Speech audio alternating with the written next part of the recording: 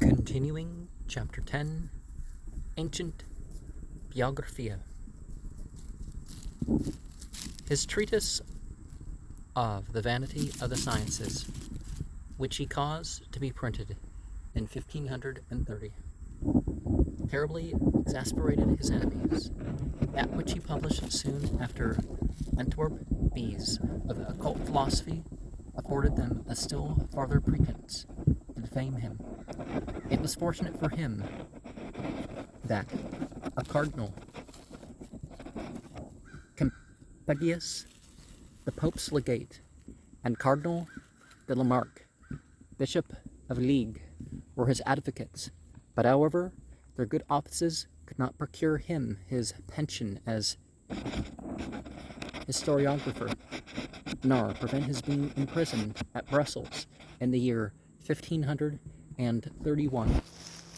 But he was soon released.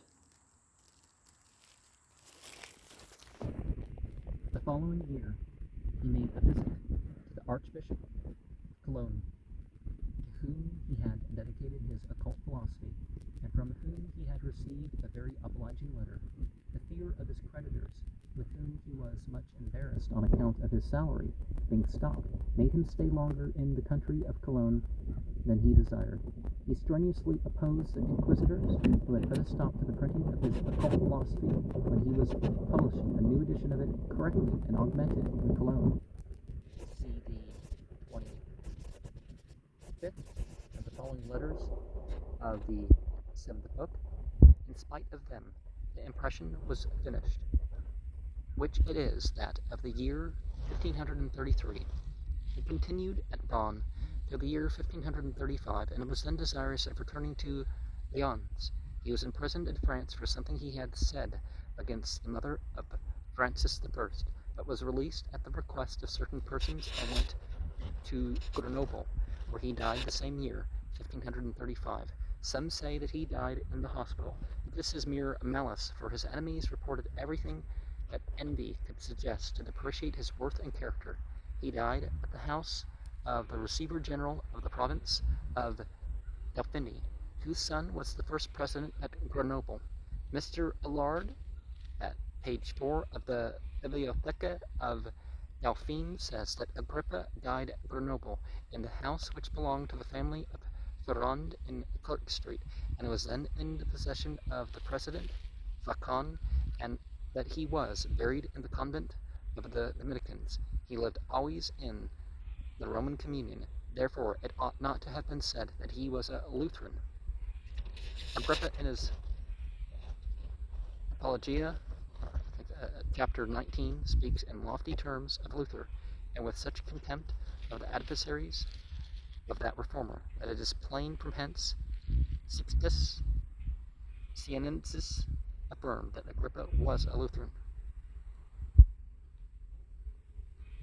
Burnet in his history of the Reformation asserts that Agrippa wrote in favor of the divorce of King Henry VIII.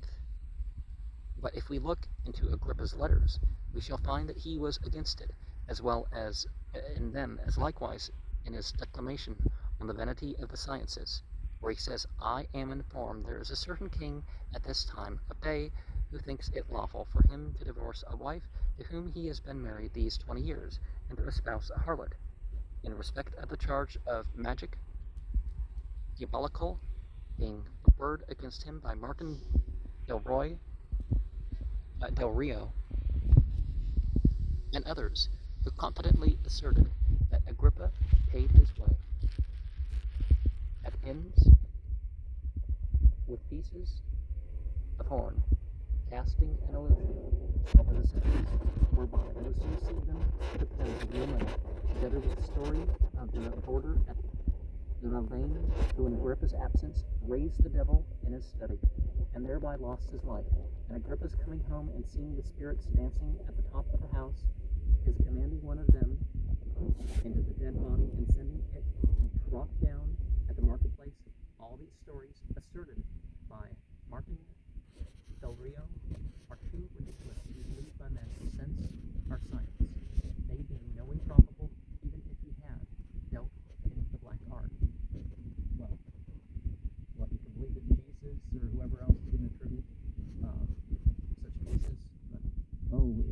gospel for anybody else. It doesn't quite work like that, but you can say it's different. As schematic in the sense it is understood by us, there is no doubt of his being a proficient in it. Witness his 3 books on occult philosophy.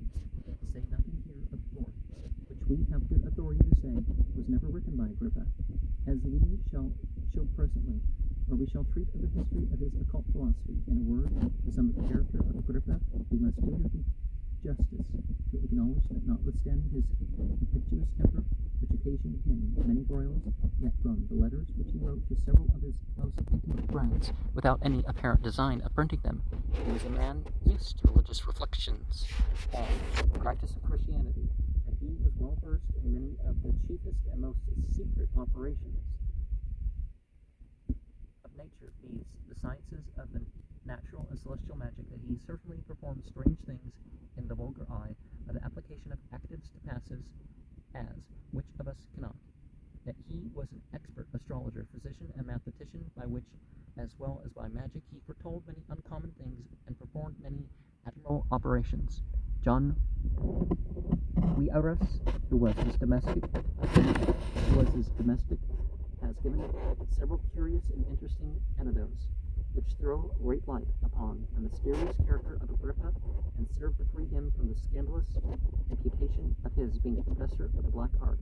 Now, because Agrippa continued whole weeks in his study, and yet was acquainted with almost every transaction in several countries of the world, many silly people gave out that a black dog which Agrippa kept was an evil spirit, by whose means he had all this information, and which communicated the enemy's posts, number, designs, etc. to his master. This is Paul Jovius's account, by which you may see on what sort of reports he founded his opinions of this great man. No wonder that Gabriel had not the precaution to object to the accusers of Agrippa the great number of historical falsehoods of which they, his accusers, stand convicted. Nod supposes that the monks and others of the ecclesiastical order did not think of writing down the occult philosophy till a long time after it was published. He affirms that they exclaimed against that work only in revenge for the injuries they believed that they had received in that of the vanity of the sciences. 'Tis true, this latter book gave great offense to many. The monks, the members of the universities, the preachers, and the divines saw themselves drawn to the life in it.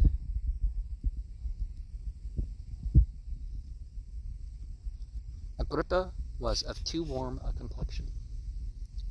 The least taste of his book, The Vanity of the Sciences, convinced me that he was an author of a fiery genius, extensive reading, and great memory, but sometimes more copious than choice in this subject, and writing in a disturbed rather than in a composed style.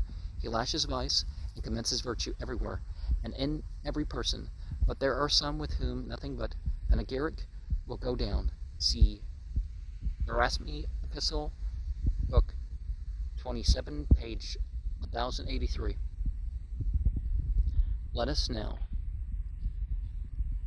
in a few words, and for the conclusion of this article, describe the history of the occult philosophy. Agrippa composed this work in his younger days, and showed it to the abbot Trithemius, whose pupil he had been. Trithemius was charmed with it, as it appears by the letter which he wrote to him on the 8th of April, 1510, that he advises him to communicate it only to those whom he could confide in. However, several manuscripts, copies of it, were dispersed almost all over Europe. It is not necessary to observe that most of them were faulty, which never fails to happen in the like cases. They were preparing to print it from one of these bad copies, which made the author resolve to publish it himself, with the additions and alterations with which he had embellished it, after having showed it to the abbot Trithemius. Melchior Adam was mistaken in asserting that Agrippa, in his more advanced years, having corrected and enlarged his work, showed it to the abbot Trithemius. He had refuted his occult philosophy in his Vanity of the Sciences, and yet he published it to prevent others from printing a faulty and mutilated edition. He obtained approbation of the doctors of divinity and some other persons whom the Emperor's council appointed to examine it. This book has been lately examined and approved by certain prelates of the church and doctors thoroughly versed both in sacred and profane literature, and by the commissaries particularly deputed for that purpose by Caesar's council, after which it was admitted by the whole council and licensed by the authentic diploma of his imperial majesty and the stamp of the Caesarian eagle in red wax, and was afterwards publicly printed and sold at Antwerp and then at Paris without any opposition. After the death of Agrippa, was he in Antwerp or Paris, or where was he? A fourth book was added to it by another hand. In the treatise I am composing the vices and erroneous opinions of the Dominicus, in which I shall expose to the whole world their vicious practices, such as the sacrament often infected with poison, numberless pretended miracles, kings and princes taken off with poison, cities and states betrayed, the populace seduced, heresies avowed, and the rest of the deeds of these heroes and their enormous crimes. See Agrippa Opera T2, page 1037. Joe Wierus, the Magis, chapter 5, page 108, says, "To these books of magic may very justly be added a work lately published and ascribed to my late honored host and preceptor, Henry Cornelius Agrippa, who has been dead more than 40 years, whence I concluded it is unjustly inscribed to his names under the title of the fourth book of the occult philosophy are of the magical ceremonies, which pretends likewise to be a key to all the three former books of the occult philosophy and all kinds of magical operations."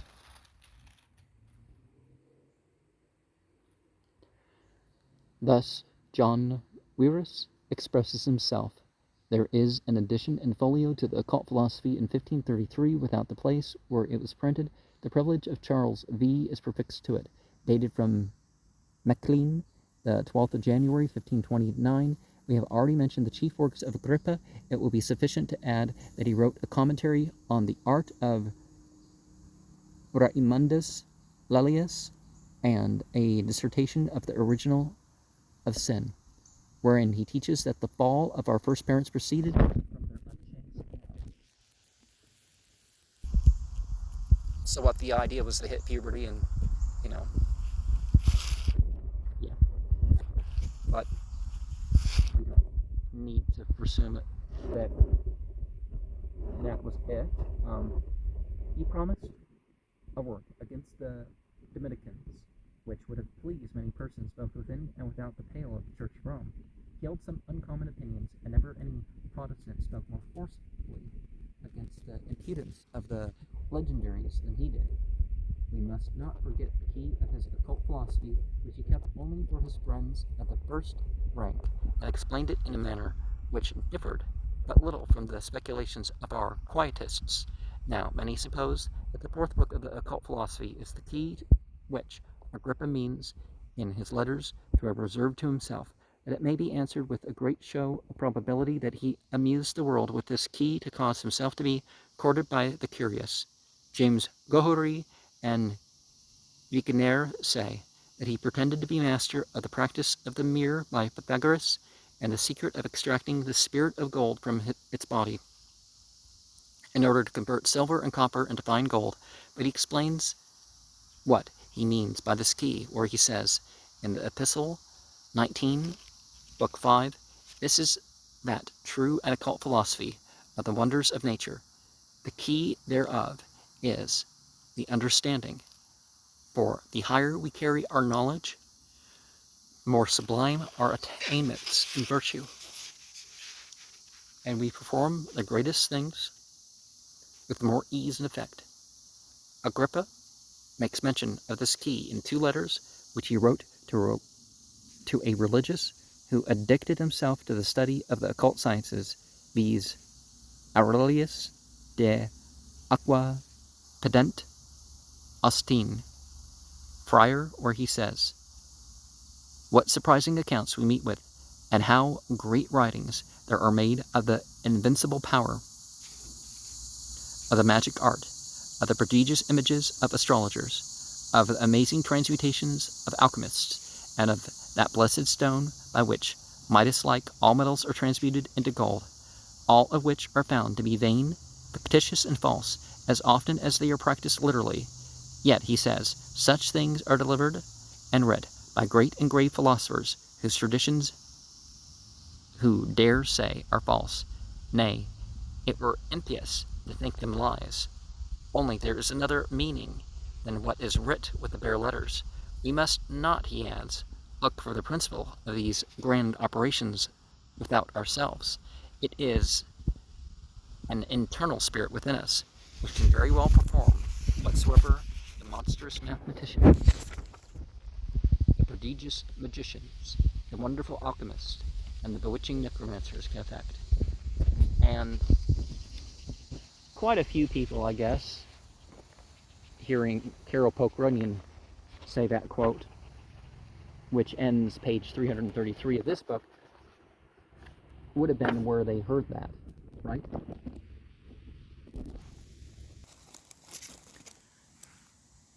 Nos habitat non tartara sed nec siders coeli spiritus in nobis qui viget illa facit. See Agrippa, Epistles dat Lyons, September 24th, 1727. Note: Agrippa's 3 books of magic, with the 4th, were translated into English and published in London in the year 1651, but they are now become so scarce as very rarely to be met with, and are sold at a very high price by the booksellers. Albertus Magnus. His famous book, Egyptian Secrets Are White and Black Art for Man and Beast, is now sold by the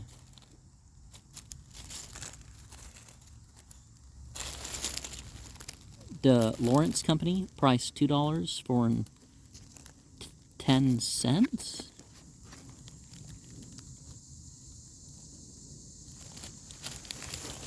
Albertus Magnus, a Dominican.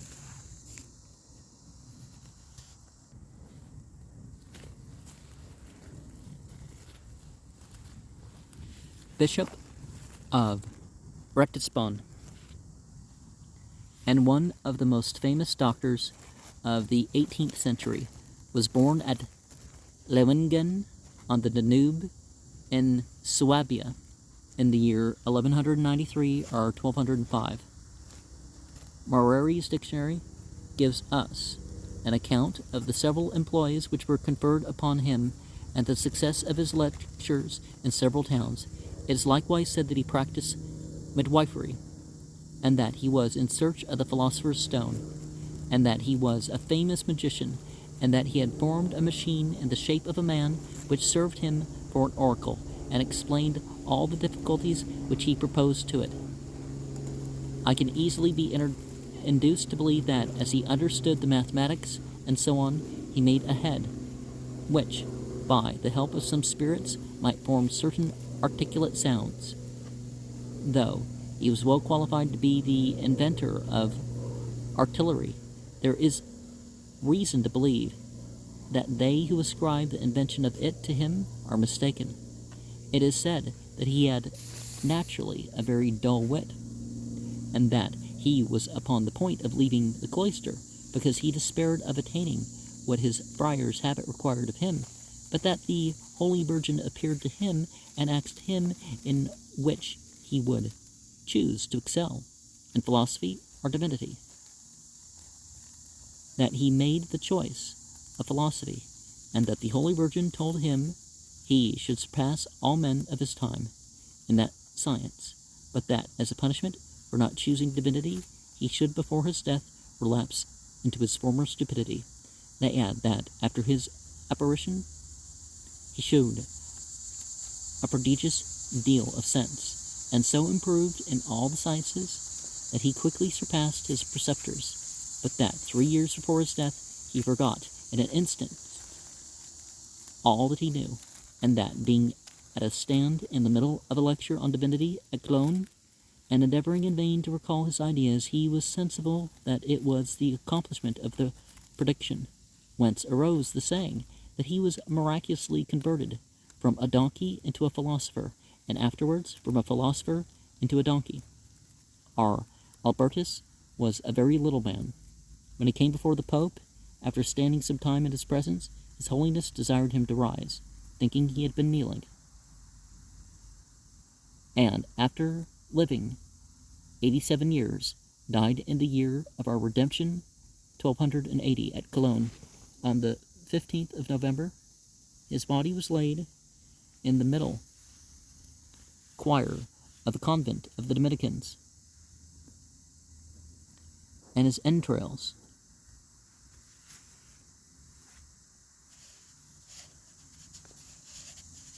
were carried to Ratisbon. His body was yet entire in the time of the Emperor Charles V, and was taken up by his command and afterwards replaced in its first monument. He wrote such a vast number of books that they amounted to 21 volumes in folio in the edition of Lyons in 1651 of the Common Era. Roger Bacon, commonly called Friar Bacon. Roger Bacon, an Englishman and a Franciscan friar, lived in the 13th century. He was a great astrologer, chemist, mathematician, and magician. There runs a tradition in the English annals that this friar made a brazen head under the rising of the planet Saturn, which spake with a man's voice and gave responses to all his questions. Francis Picus says that he read in a book wrote by Bacon that a man might foretell things to come by means of the mirror umquesi composed according to the rules of perspective, provided he made use of it under a good constellation and first brought his body into an even and temperate state of chemistry. This is agreeable to what John Picus has maintained, that Bacon gave himself only to the study of natural magic. This friar sent several instruments of his own invention to Pope Clement IV. Several of his books have been published, but they are now very scarce, viz. Specula, Mathematica, and Perspectiva, Speculum, Alchemia, De Mirabile, Potestat, Artis, and Natura Epistola cum Natis, and so on. In all probability he did not perform anything by any compact with devils, but has only ascribed to things a surprising efficacy with which he could not naturally have. He was well versed in judicial astrology. His Speculum Astrologiae was condemned by Garrison and Agrippa. Francis Picus and many others have condemned it only because the author maintains in it that with submission to better judgments, books of magic ought to be carefully preserved, because the time draws near that, for certain causes not there specified, they must necessarily be perused and made use of on some occasions. Nod adds that Bacon was so much addicted to judicial astrology that Henry de Hassia, William of Paris, and Nicholas Erasmus was obliged to inveigh sharply against his writings. Bacon was fellow of Brazen-Nose College in Oxford in the year 1226. He was beyond all compare the glory of the age he lived in, and may perhaps stand in competition with the greatest who have appeared since. It is wonderful, considering the age wherein he lived,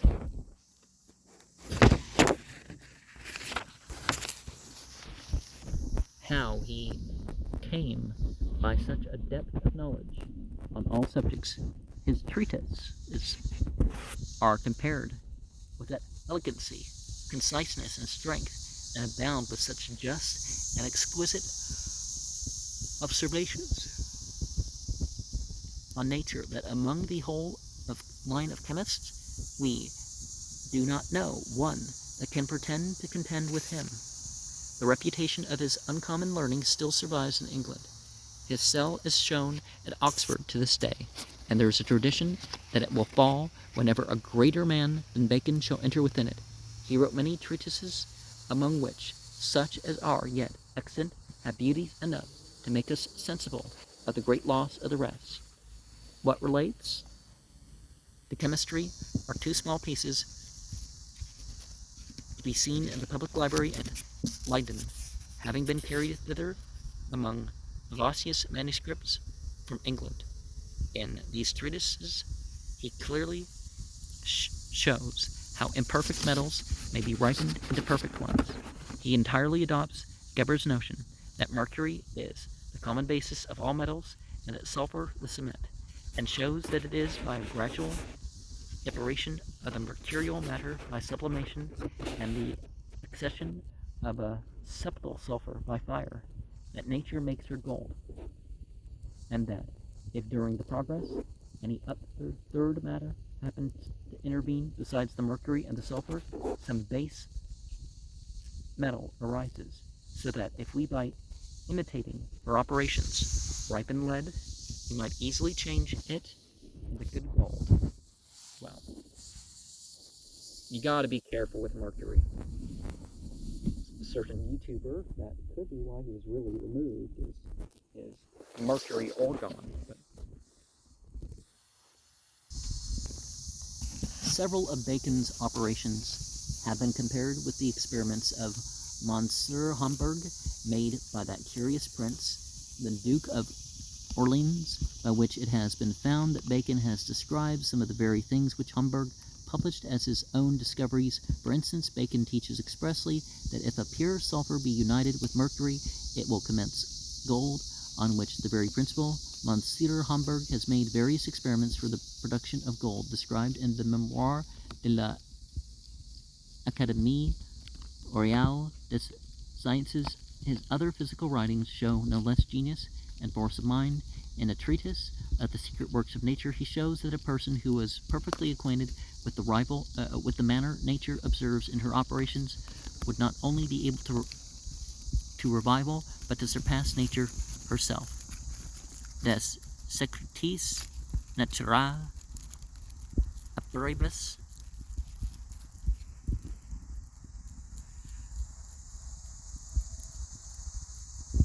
This author's works are printed in 8 volumes and 12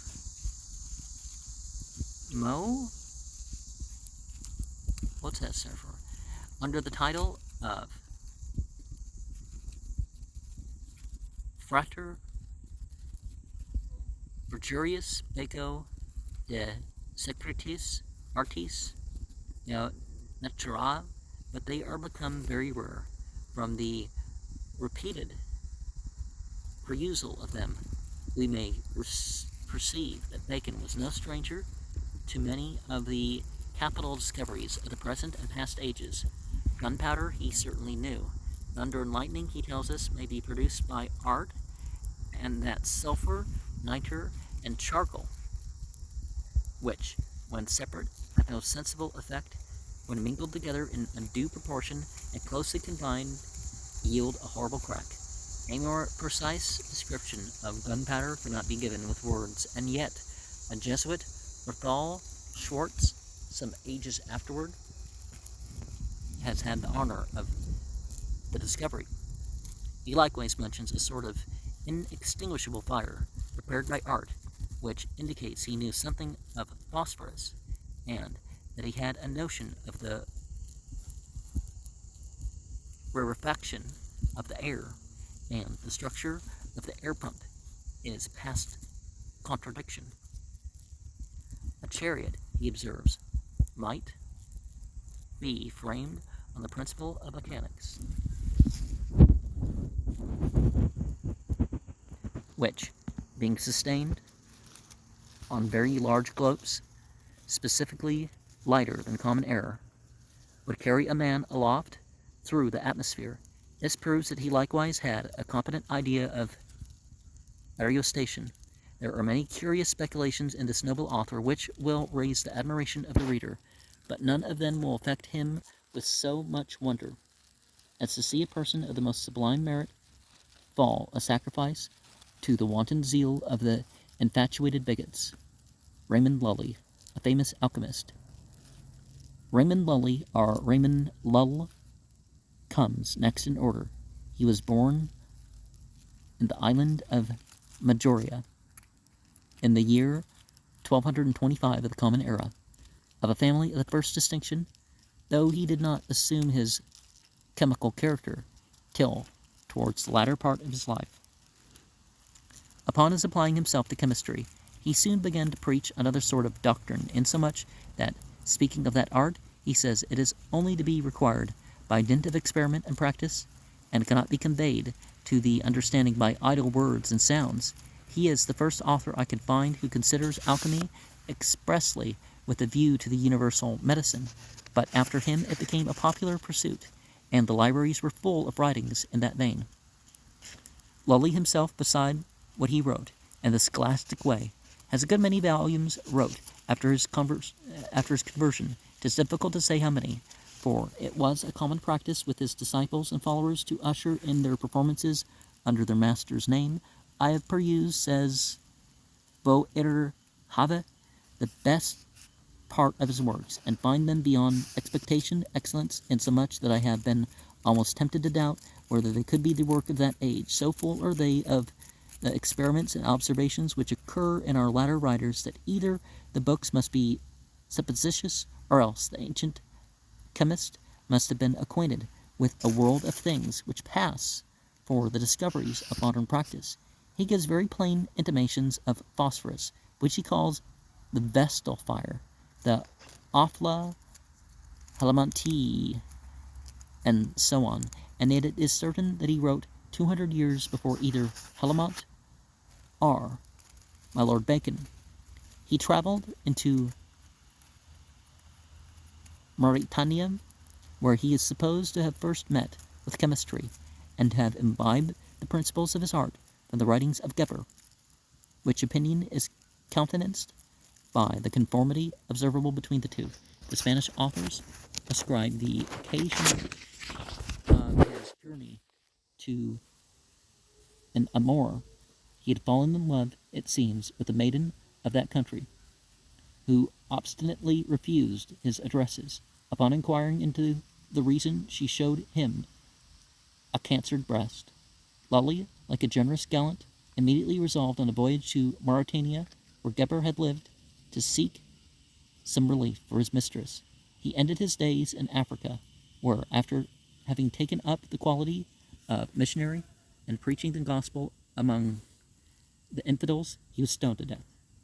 Now let us remember that in Islam, nobody is to be punished for sharing a different religion in one's land. Certainly, they'll kick you out of Mecca if it turns out that you worship something other than God.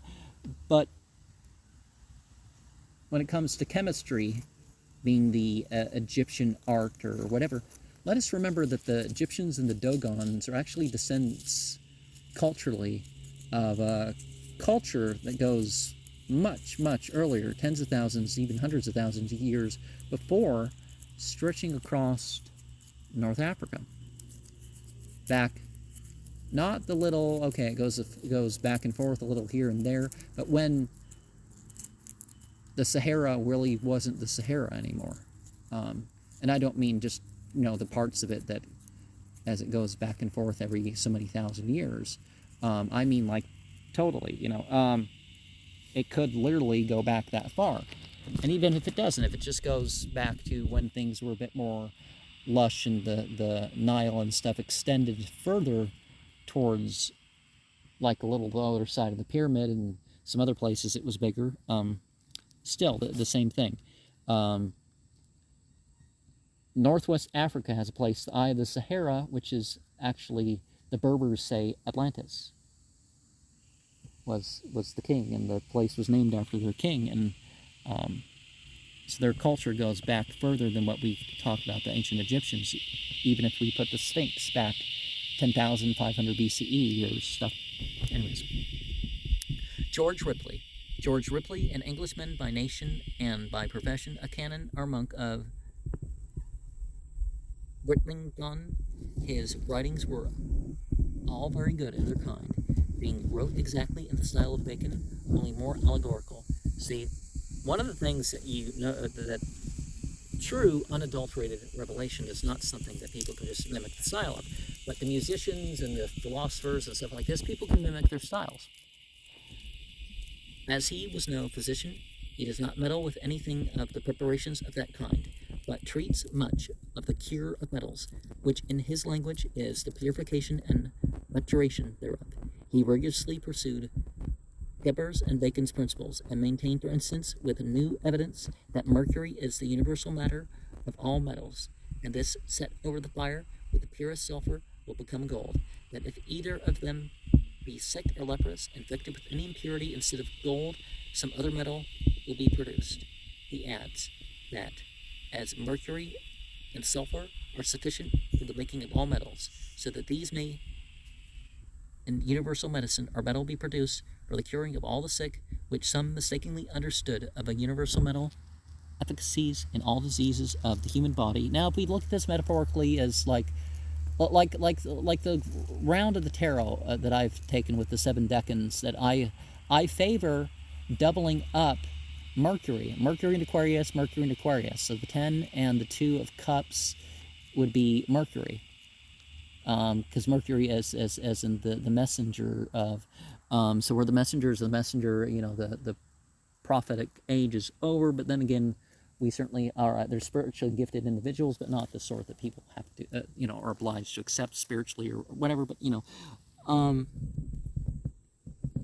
the history of this eminent adept, Lully, is very confused. Mutius, an author, is expressed that good man, being wholly intent upon religion, never applied himself either to chemistry or the philosopher's stone. The Bible condemns philosophy. On the Christian side. And yet we have various accounts of his making gold.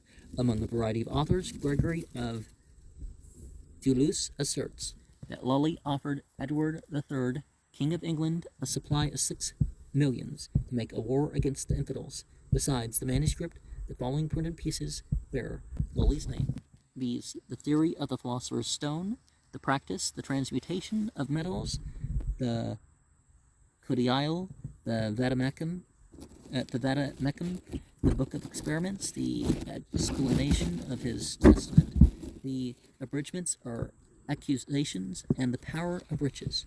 John and Isaac Hollandus, they were 2 brothers, both of them of great parts and ingenuity, and wrote on the dry topics of chemistry. They lived in the 13th century of the Common Era. A lot of stuff going on in the 13th century, various paths, right? But this is not assured. The whole art of enameling is their invention. Well, a lot of Western stuff carried over from Africa and Asia and stuff. Act like the person who found out about it and passed it on was the person who invented it. But as is also that of coloring glass and precious stones by the application of thin metal plates. Their writings are in the form of processes, and they describe all their operations to the most minute circumstances. The treatise of enameling is esteemed the greatest and most finished part of their works. Whatever relates to the fusion, separation, and preparation of metals is here delivered. They write excellently of distillation, fermentation, putrefaction, and their effects, and seem to have understood at least as much of these matters as any of the moderns have done. They furnish a great many experiments on human blood, which Van Helmont and Mr. Boyle have since taken for new discoveries. There is a very large work in folio under their name of the construction of the chemical furnaces and instruments. Their writings are not cheaply purchased, as they are worthy of perusal. but they give none of the valuable secrets contained in the great book of magical art. And we end our book 1 here, and let me show you. We have this triple-headed snake thing, so with the snake around the 3 heads. Ouroboros in a Hindu context.